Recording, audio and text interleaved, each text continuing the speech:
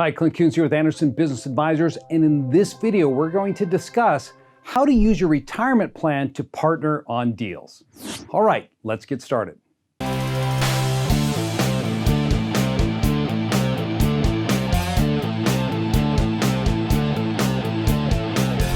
Okay, so when it comes to using your retirement plan, when I'm talking about partnering on deals, we're not just talking about partnering with someone else. How about partnering with yourself?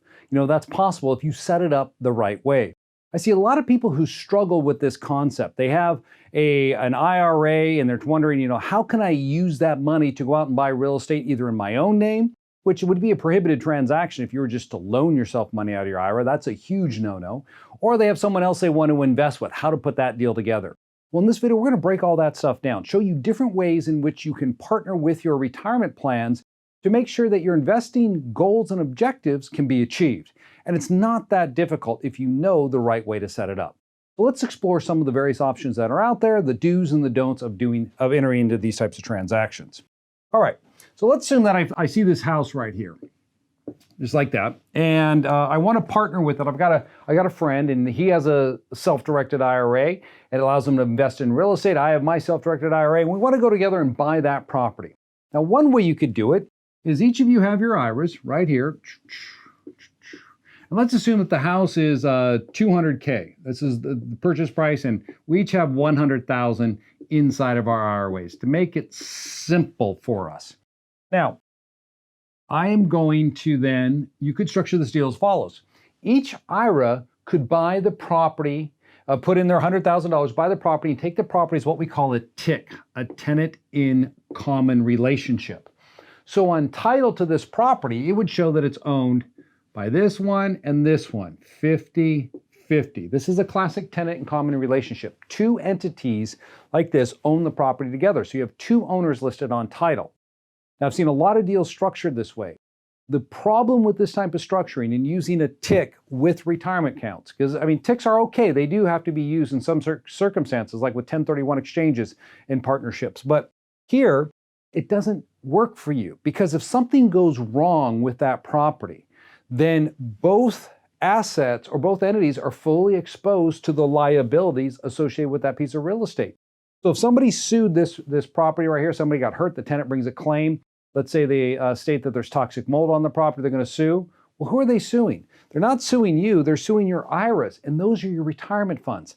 Let's assume that this IRA here, it was sitting on additional, it had another two properties. Made this mistake. They took two properties, put it in the name of that IRA.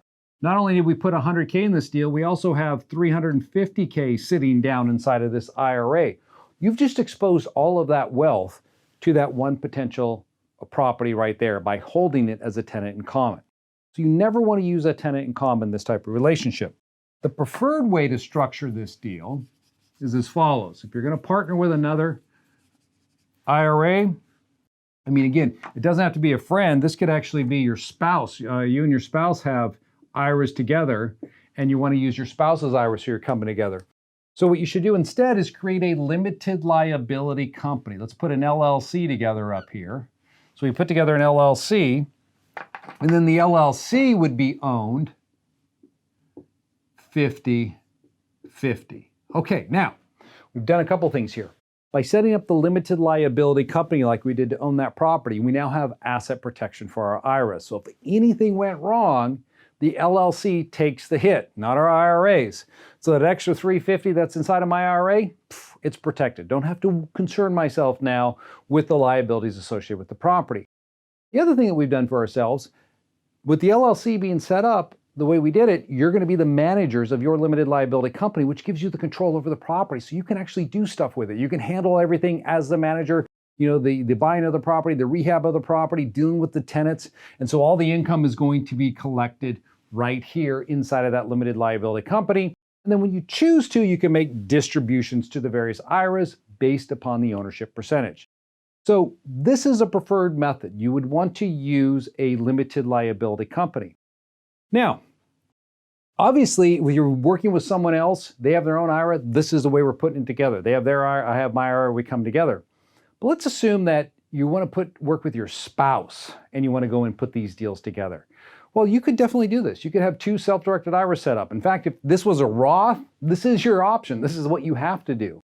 But if they were not Roth IRAs and you have traditional accounts or rollover money inside of a 401k, and I mean, right now, let's face it, there are going to be some opportunities out there. And if you have access to cash that you know that are inside of retirement plans and you can get it rolled over, you should be thinking about that right now, rolling that money in to an environment that's going to allow you to capitalize on opportunities that may be coming up in the next several months based upon what's going on in the economy.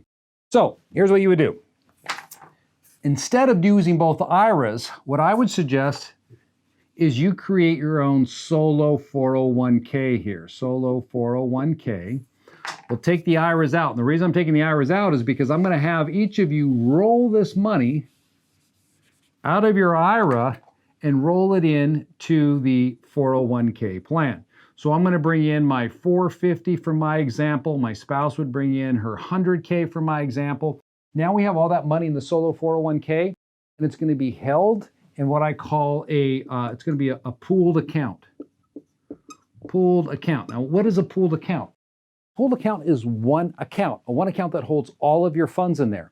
So now we've got basically a joint venture relationship. Spouse put in her money, I put in my money. It's together. We can invest it together out of this one account. So we'll still use the same strategy here that we did in holding the property, because you never want to hold property directly in the name of your plan. I don't care if it's a solo 401k or self-directed IRA. That is just a disaster waiting to happen. So we'll set up the solo 401k. It'll create the limited liability company. The limited liability company then will go out and buy the real estate. Then any income, rental income that's generated inside of here, it's going to be tax deferred until you take it out of the solo 401k. You can make periodic distributions back down to here, grow that income.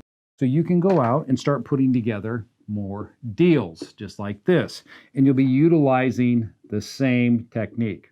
Now, be sure to watch my video on using leverage inside of these plans, because you can use that same technique with leverage with the LLCs like I'm just showing you here, and you can actually do a lot more. So it's a great video to watch on how to increase your retirement wealth through the use of leverage.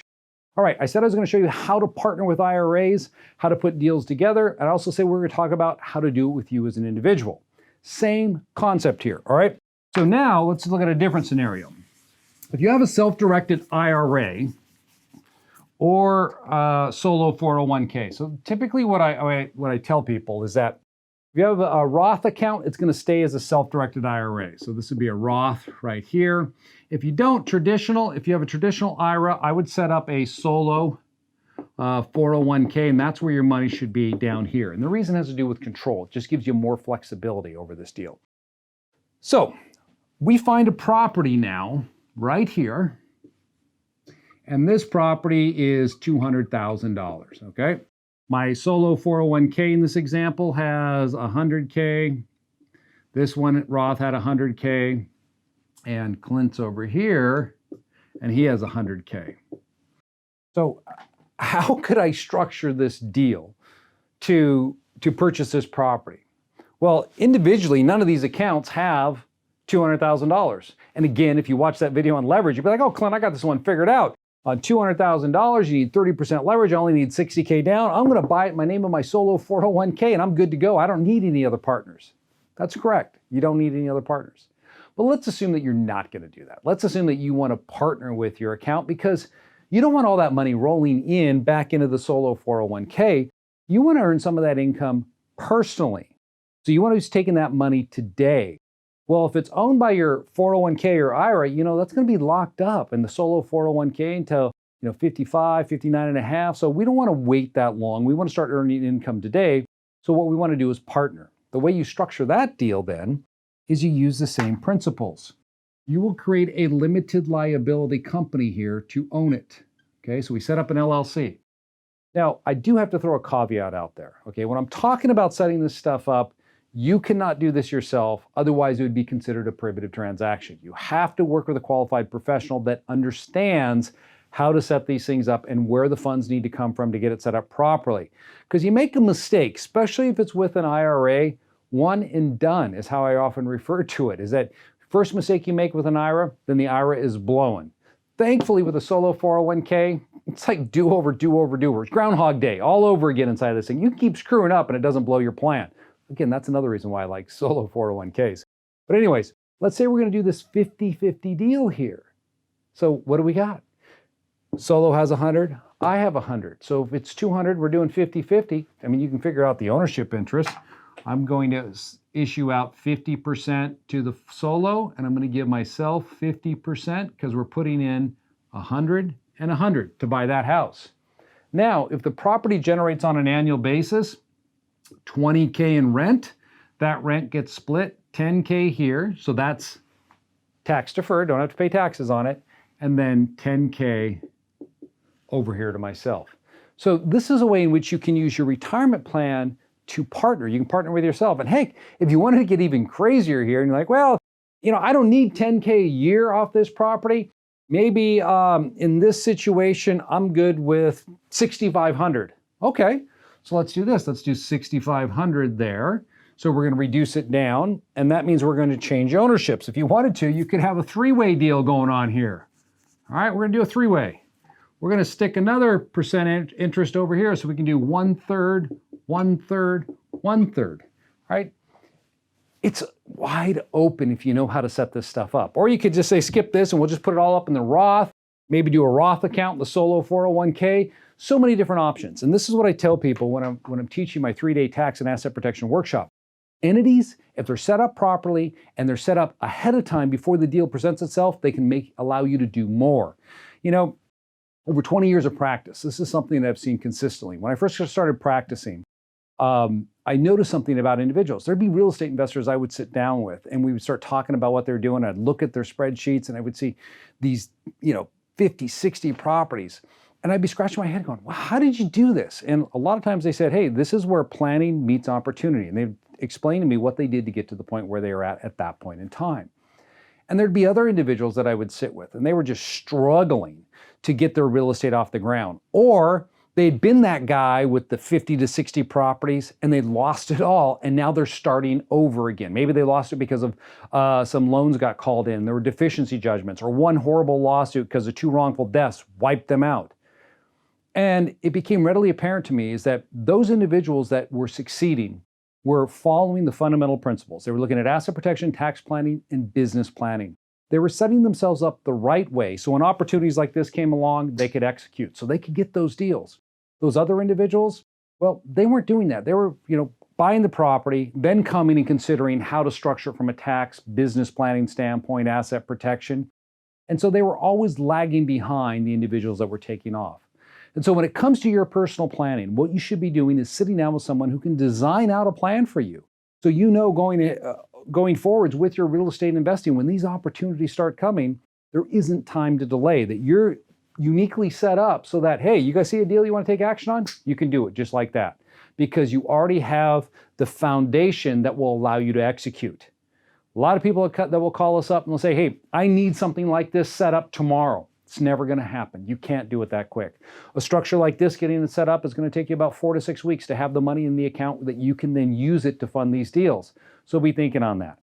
Going forwards, make sure you get your foundation set up properly. We have available to you a free strategy session. Check the show notes. You can sign up for a free strategy session. We'll design something out and tell you what you should be doing going forwards with your real estate investing. It's something I feel very passionate about, and I wish you the very best when it comes to putting your structures together and building your wealth through real estate.